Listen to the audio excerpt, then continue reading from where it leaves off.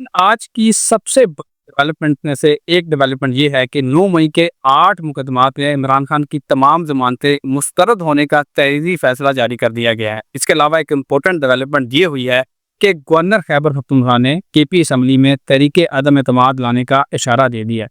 इसके अलावा speaker Punjab assembly ने अपोजिशन के 26 अरकान के खिलाफ नाअहली का रेफरेंस दायर कर दिया है। मेरे प्रोग्राम में सर ने पिछले महीने ही जून में ये प्रोडिक्शन की थी, बारहा करने कहा था कि पीटीआई अगर इस अरसे के दौरान तहरीक चलाती है या कोई काम करती है, इस तरह का जलसे जुलूस करती है हुकूमत के खिलाफ, तो उनको टफ टाइम मिलेगा। पीटीआई का वक्त, पीटीआई का जायचा अभी अच्छी इंडिकेशंस नहीं दे रहा। तो सर आगे आप क्या देख रहे हैं कि पीटीआई के लिए आसानियां कब आ रही हैं? पीटीआई के खिलाफ सारे मामला जाते दिखाई दे रहे हैं, ऐसा क्यों है और क्या पीटीआई इससे निकल पाएगी, ये भी बताइएगा। दानिश भाई, एक्चुअली पीटीआई का जब मैं फाउंडेशन चार्ट देखता हूँ तो उसमें ऐसा लगता है कि ट्रांसफॉर्मेशन का टाइम चल रहा है। ट्रांसफॉर्मेशन का मतलब ये होता है कि आप जो एक साइकिल चल रहा होता है जिसमें आपके अराकीन भी होते हैं, जिसमें आपकी क्यादत भी होती है, इनके अंदर एक चेंज लाने का टाइम होता है। इसकी वजह से आप बहुत बहुत जल्द ऐसी बातें सुनेंगे। इनकी जो टॉप मैनेजमेंट है, टॉप क्यादत है, इसमें भी रद्दो बदल हो गई है। तो ये जो ट्रांसफॉर्मेशन है ये पीटीआई के लिए नेसेसरी है। और उस ट्रांसफॉर्मेशन का मसला ये होता है कि इंसान जब ऐसे खुदा ना खास्ता ऐसे हालात से गुजरता है तो वो अपना भरोसा खो देता है, और जो उसकी जद्दोजहद की जो लिमिट्स होती हैं वो बोलता है कि ये सब चीजें मेरे ऊपर ही क्यों आ रही है। और वो इस चीज को नहीं रियलाइज करता है कि आपको ट्रांसफॉर्म होने के लिए या आपकी लाइफ में ट्रांसफॉर्मेशन के लिए आपको एक तकलीफ वाले प्रोसेस से गुजरना पड़े। तो मेरे ख्याल से मैंने बहुत अच्छे अंदाज से कोशिश की है समझाने की कि ये पीटीआई का ट्रांसफॉर्मेशन का टाइम, इसको आप नेगेटिव ना लें। अगर ये इस ट्रांसफॉर्मेशन में आगे निकल जाएंगे तो ये बाउंस बैक करेंगे। प्लस पीटीआई में जो एलिमेंट की कमी है वो खवातीन है। जिस दिन खवातीन तब क़यादत में ऐड हो गई, आप देख लीजिएगा तब से जो है पीटीआई बहुत अच्छी तरह से बूम करेगा। और जो आपने आखिरी बात की थी कि एहतजाज एहतजाज जो है, मुझे ज्यादा बेहतर मेरे ख्याल से 2 महीने पहले भी बताया था। अगस्त का एक ऐसा टाइम है जिसके अंदर ये तहरीक वगैरह चलाएं तो शायद उसके अंदर कुछ बेहतर रिजल्ट मिलते हुए दिखेंगे आपको। ठीक है सर, हमारे बहुत से दोस्त हैं, एस्ट्रोलॉजर जो है हमारे जानने वाले भी हैं, वो ये प्रिडिक्शन कर रहे हैं कि इमरान खान साहब बाहर आने वाले हैं, बहुत कुछ बड़ा करने जा रहे हैं, इस तरह की सर प्रिडिक्शंस की जा रही है। आप ये उनका जायचा क्लियर कर दीजिएगा, तस्दीक या तरदीद कर दीजिएगा, क्योंकि आज उनके जो 9 मई के 8 बात थे उसमें उनकी जो जमानतें थी वो मुस्तरद हो गई है, उसका तहरीरी फैसला भी जारी कर दिया गया है, यानी कि खान साहब के लिए एक सेट बैग है। आपको क्या नजर आ रहा है कि खान साहब के वाले से जो बाकी सोल्जर्स प्रेडिक्शन कर रहे हैं कि उनका अच्छा वक्त शुरू होना है, बाहर आने वाले हैं, तहरीक शुरू करने वाले हैं, लीड करने वाले हैं, इसकी क्या तरदीद कर? या दानी भाई, मैंने जो है ना खान साहब की चार्ट पे बहुत जो है ना खंगाला है उनको, तो मुझे ऐसा लगता है कि खान साहब का जो चार्ट है, बर्थ चार्ट, वो मुझे बर्थ टाइम की वजह से गलत लगता है।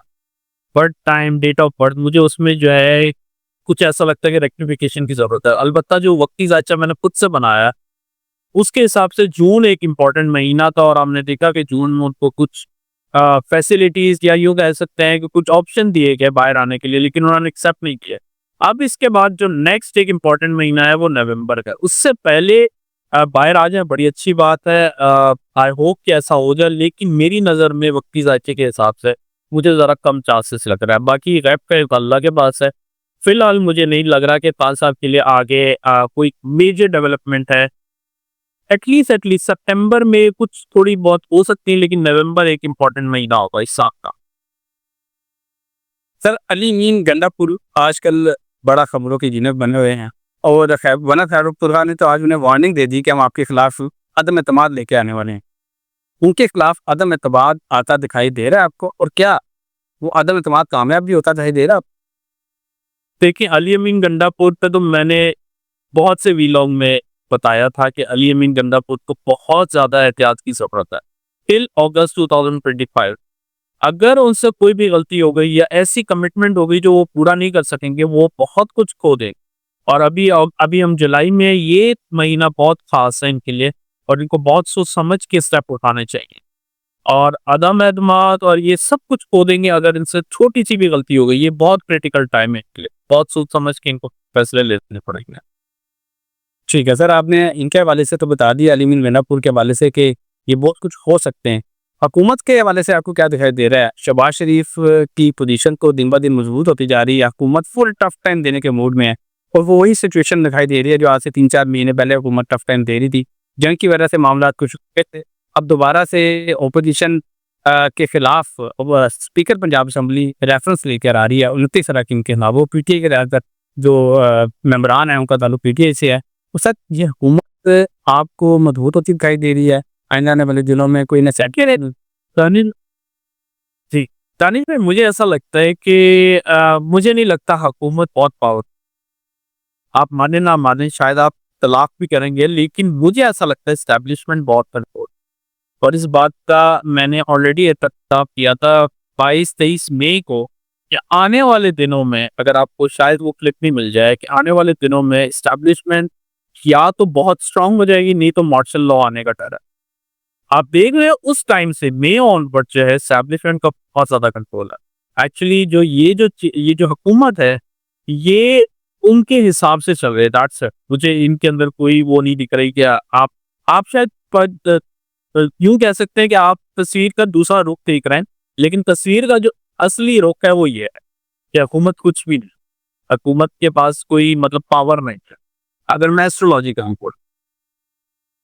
ठीक है। सर एक लास्ट क्वेश्चन करूँगा, उसके बाद प्रोग्राम का इख्तिताम करेंगे। सर पाकिस्तान में फाइनेंशियली आपको क्या हालात नज़र आ रहे हैं? अवाम की माशी की हालत बेहतर होगी, पाकिस्तान की माशी हालत बेहतर होगी, ऐसा कुछ इंडिकेशन आपको मिले? लेकिन हमारे बहुत से दोस्त अहबाब हैं वो कमेंट्स में पूछते हैं कि पाकिस्तान माशी तौर पर ग्रो करेगा आने वाले दिनों में, या वैसे ही मुश्किलात जारी रहेंगी? एक तो आपकी पटिशन बिल्कुल है कि 2027 के बाद हालात बनेंगे। इस साल के हवाले से बता दीजिएगा कि अवाम की माशी हालत में कोई बेहतरी दिखाई दे रही है? यार ये आपने जो ना अच्छा सवाल किया तो है, लेकिन ये व्यूअर्स के लिए अच्छा नहीं है। अनफॉर्चुनेटली ये साल जैसे ही सेकंड हाफ में जाएंगे, मुझे ऐसा लगता है कि जो अखराजात है या माशी हालात हैं वो मजीद खराब होते हुए जाएंगे। मतलब जो आपके पास एक्सपेंसेस हैं उनका लोड बढ़ता जाएगा, अखराजात मजीद बढ़ते हुए दिखेंगे, टैक्स की सूरत में, आपके ऑयल की सूरत में। एक मैंने प्रेडिक्शन और भी दी हुई है कि इस साल में मुझे ऐसा लगता है ऑयल बहुत ज़्यादा ऊपर जाएगा, और मैं अभी भी इस पे कायम हूँ कि ऑयल जो है आने वाले टाइम में बहुत ज़्यादा ऊपर जाता हुआ नजर आएगा, जिसकी वजह से अभी तो ऑयल बढ़ा भी नहीं है मेरे ख्याल से। मैं कहीं आप ही बता रहे थे शायद, न्यूज़ में आया है कि ऑयल बढ़ गया है, ऐसी कुछ है। तो इधर तो वैसे इंटरनेशनल में तो ऑयल नीचे गिरा है और उधर बढ़ गया। तो आप अंदाजा लगाएं कि खुदा ना खास्ता अगर ये ऑयल तो मतलब $50-60 ऊपर गया है यहाँ से, तो आप क्या एक्सपेक्ट कर रहे हैं कि पाकिस्तान में ऑयल की प्राइसेस क्या हो? और उसके बाद हर चीज के ऊपर जो है आपको डबल से डबल महंगाई होती हुई दिखेगी। तो इस साल में मेरे पास जो है अवाम के लिए कोई अच्छी न्यूज़ नहीं, अलबत्ता पाकिस्तान को फाइनेंशियल एड मिलती रहेगी क्योंकि उसके सितारे अच्छे चल रहे हैं, कि पाकिस्तान में इनकमिंग है फाइनेंसेस के, लेकिन आवाम तक उस फाइनेंसेस की रसाई मुझे नहीं करेगी पड़ी। ठीक है, बहुत शुक्रिया सर, आपने अपने कीमती वक्त में से कुछ वक्त निकाला, अपनी ज़बरदस्त प्रेडिक्शंस आपने हमारे साथ शेयर की, खासतौर पे आपने फाइनेंशियली हवाले से बताया। इस वक्त आवाम के लिए अभी आसानियाँ की दिखाई नहीं दे रही, लेकिन प्रोग्राम का अख्ताम सिर्फ उम्मीद और दुआ के साथ करेंगे कि पाकिस्तानियों के लिए, पाकिस्तान के लिए आइंदा आने वाला वक्त जो है वो अच्छा हो। अगली वीडियो तक के लिए मुझे और मलिक महबूब साहब को इजाज़त दीजिए। अल्लाह हाफ़िज़।